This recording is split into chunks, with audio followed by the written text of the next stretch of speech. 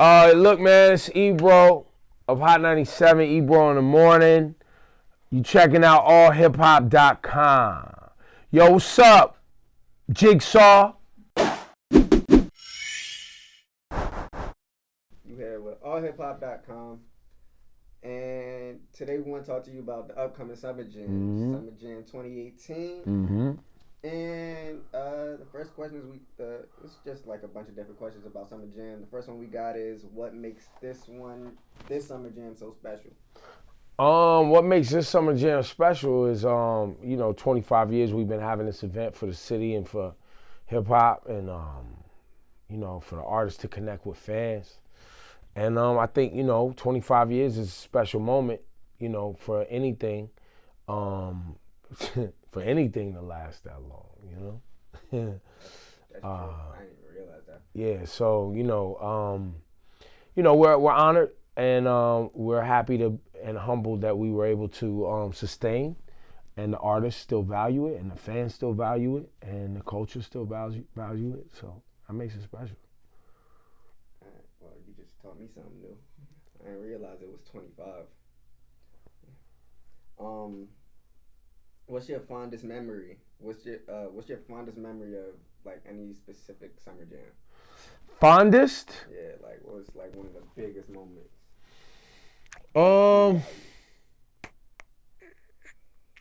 Look, man, I think there's a lot of them. I think being able to have Nas and 50 Cent on stage together and do a collaborative set. I think, is a overlooked moment of two people from the same borough that didn't always get along for a myriad of reasons. To have that, I think to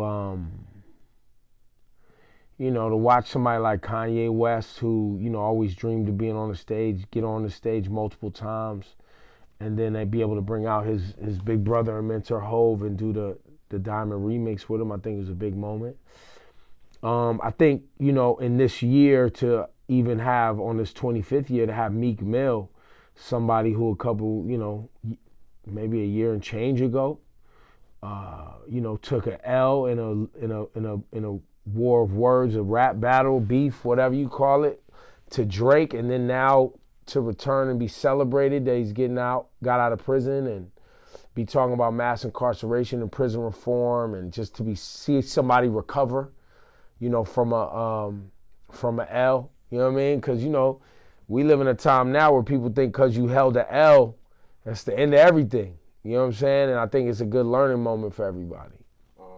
That's definitely true. The comeback story is always like a prominent story. In your opinion, which was the most infamous moment on the Summer Jam stage, like Jay-Z with the Summer Jam screen? Yeah, I mean, of course, Jay-Z and Prodigy is one of the most talked about, you know what I'm saying, putting up a photo of him in the tutu and all that. That is an infamous moment. I think, trying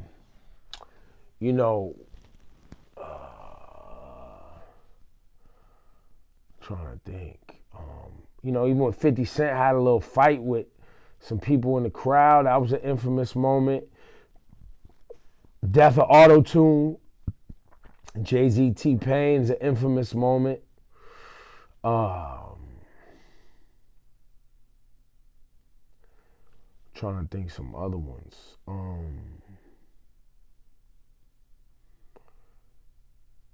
Didn't Jay-Z, I'm about $1, what the fuck is 50 Cent? That happened. Summer Jam.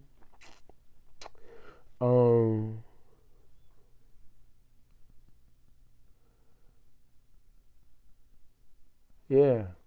I mean, there's tons of things, man. There's crazy moments, man. Do you think that moments like that, do you think artists look to create moments like that at Summer Jam? Yeah, I think artists are savvy enough and they know that the press is going to pick up on things and they get the marketing and all that. I think they're smart enough. So do you think anybody would try to do something like that this year? Like a historic moment? Yeah, I think that people want to make historic moments in ways, obviously that are for their brand. I don't know if anybody is gonna, try to end anybody's career or anything like that. I don't know where artists are at right now, But it's a gladiator sport. That's true. So that's what hip hop has always been. So, short of, people reenacting hanging people on stage, which we didn't allow the first time when Nas was gonna do it to Jay. We ain't gonna allow people to recreate scenes of violence against other black men on stage. That's not something we're gonna tolerate. All right, so that's a good segue into this next question you got. So at one point, it was rumored that you banned Tekashi for performing at Summer Jam this year. Is that true? And is there a way that he would be able to get on stage?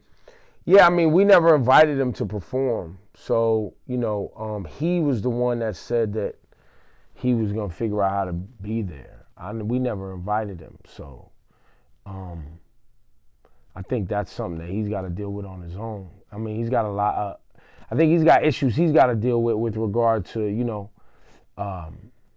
businesses wanting to have him around. You know what I mean? Because when look, MetLife Stadium is a state-run facility.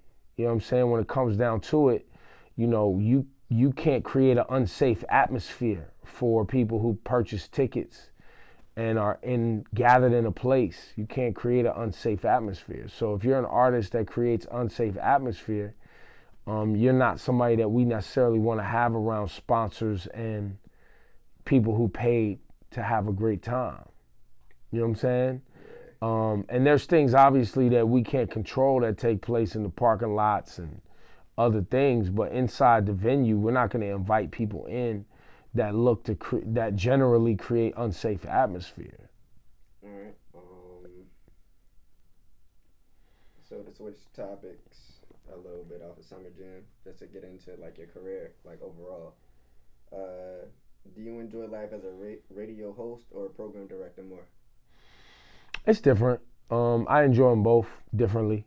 You know what I'm saying? Like, it's just a different thing. It's a different job. It would be like, I don't know, I'm trying to think of an example. It's like, do you like driving a car? Do you like riding? You know what I'm saying? Like, it depends. You know what I mean? Depends. Just a question from my knowledge. How long, like, when did you start being a radio director, like a programmer? My first programming job was in 1998. Okay. In Sacramento, California. My first radio job was in 1990. So what made you get into it? I was 15, man. I was 15 years old. I was, lightweight, trying to be a DJ, and, just a kid who loved the music and worked in the mall. You know what I'm saying? And was hooking DJs up with clothes and met the right people, and they told me about getting an internship, and I finessed the internship because the people running the department, one of the girls that worked there, I knew her friend, and I just finessed my way into it and worked my way up from the bottom as an intern all the way up to where I am now. That's lit. How fierce are radio wars? Like how fierce? Yeah, fierce. That's the term. Like meaning how competitive is it? Yeah, how competitive. Well, I think ultimately we're competing for the most ears. You know what I mean? The most listeners, the most engagement. So I think they're very fierce because he or she who gets the most engagement, gets the best ratings and gets the most advertising dollars. Because it all comes down to the dollars at the end of the day. So if you don't get ratings, you don't have a job. So you're talking about people's livelihoods, right? You're talking about what people do for a living. Okay. It would be like how fierce is the NBA Finals? That's true. You know what I'm saying? How fierce is anything that might be, if you lose, might be career ending. You know what I'm saying? Some people will be okay. Other people may never recover, depending on who you are and what you do in the game. Okay. And the last question we have is, what are you looking for? Damn, I should ask you this earlier. What are you looking for most to sing at Summer Jam this year? What am I looking most to seeing at Summer Jam? I think personally, the accomplishment of having a Pulitzer, however you say it, prize-winning artists on stage is something that I cherish because I don't feel like we celebrate intellectualism enough in our culture like I would like to see, and have a mainstream artist who celebrates being smart and have great skill and have a great stage performance and make great music and care about culture, you know what I'm saying, is a moment that I'm glad that we could all be a part of and see, so I'm looking forward to that. I'm looking forward to see what Swiss Beats does. He's a great entertainer and a DJ from the Bronx. He grew up listening to Hot 97, and to see him, have his career come and end up on that stage multiple times and create multiple moments. I'm looking forward to that. I'm also looking forward to Lil Wayne, man, who we've had our issues with as a station, you know what I'm saying, and got into things with him because, we didn't take kindly to how he, disrespected our hallways once or twice. So he talked about it in the jacket of his, I think it might have been the Carter 3 album where he said, fuck Hot 97. It might have been on that album in the credits. Now it's the 10-year anniversary of that album, which came out on June 10th, 2008. And a lot of people don't even realize, I think it was the Carter 3. That's the one of him standing in front of the Bentley, right? The black Bentley, that's the Carter 3? Nah, that's 2. That's 2? Yeah. Carter 3 was the baby picture. Right, so maybe it was 2. It might have been 3, I don't remember. Anyway, he's up there on the stage, so I'm looking forward to that. You know what I'm saying? And I think that, it's also interesting because Lil Wayne's career really started to take off in another level with YouTube and releasing videos on the internet and social media. And he's kind of like that artist that really used social media to his advantage, like one of the first that developed a whole generation of people that are doing it now. You know what I'm saying? So to have him be a part of that's exciting too.